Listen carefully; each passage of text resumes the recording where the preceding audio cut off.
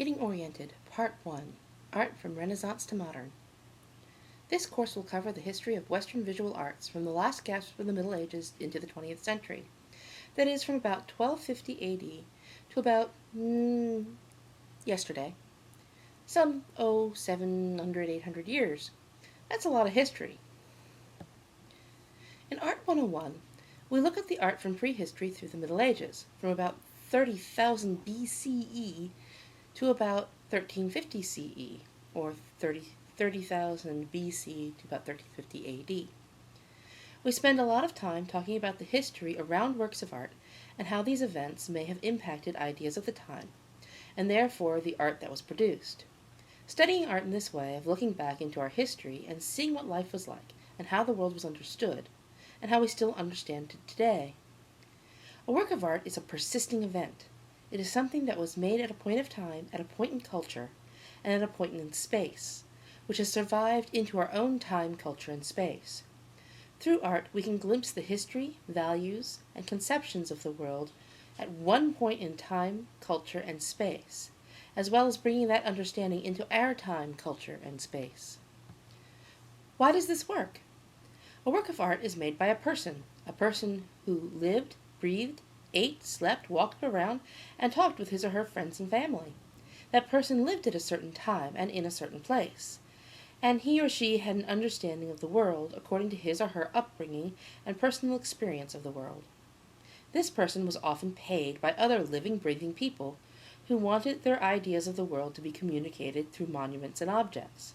These living, breathing people had conceptions of how the world exists and works just as you do.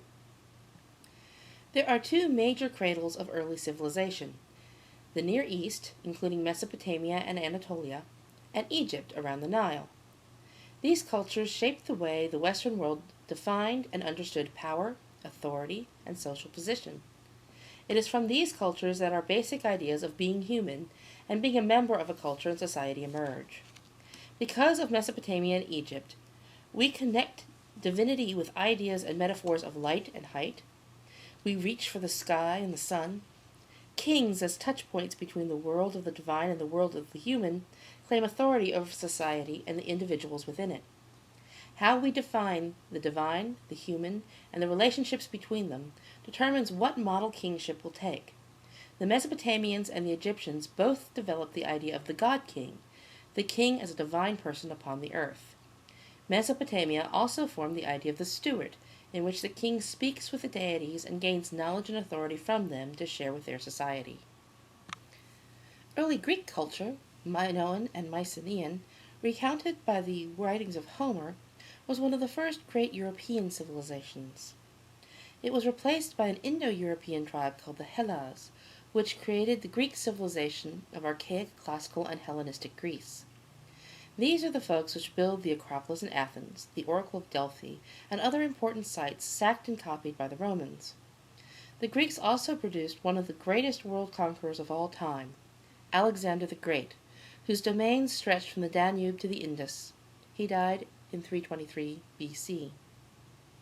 One of the great ideas out of ancient Greece, indeed the underpinning of modern culture, is the idea of humanism. This is the idea that human experience is the center of the cosmos, that man is the measure of all things. It is from this idea that we get rationalism, the idea that everything can be explained by human logic.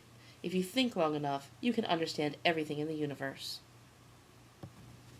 Greek culture fades away as the Roman culture rises in Italy. Rome replaces Athens as the center of culture, and its glory will dominate culture for centuries, even after it has passed into near oblivion. The Romans were great architects. They discovered the glories of concrete and pane glass windows, and the glories of linear perspective.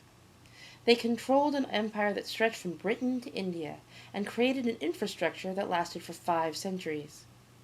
In 305 AD, the Roman Emperor Diocletian, asserting his godhood a little early, splits the empire into 2 halves, the Western Empire, based in Rome, and the Eastern Empire, based in Byzantium. After Diocletian dies, Constantine the Great takes over both halves of the empire, bringing together 2 important religious forces, the ancient pagan religion and the up-and-coming Christian cults. he brings them together into a mixture of power symbolism that dominates art even today. In 410, Rome is attacked and burned by the Visigoths, a Germanic tribe of northern Europe. Thus, Byzantium becomes the center of Roman culture, with Ravenna in Italy as its European outpost. Europe is in chaos, a patchwork of tribal loyalties which develops into a feudal world of barons and clergy trying to vie for power and property. In 623, a new variable arises: Islam. The armies of Islam crusade through the ancient world, bringing with it a new social order that is very attractive for disenfranchised peasants. Islam gobbles up much of the Near East, northern Africa, and invades Spain. In 732, at a town called Tours, the Islamic onslaught is brought to a halt. Charles Martel, or the Hammer, effective king of the Franks, turns back the Islamic invaders of France. His son, Pepin the Short, was consecrated king of the Franks by the Pope at the Abbey of Saint-Denis in 754.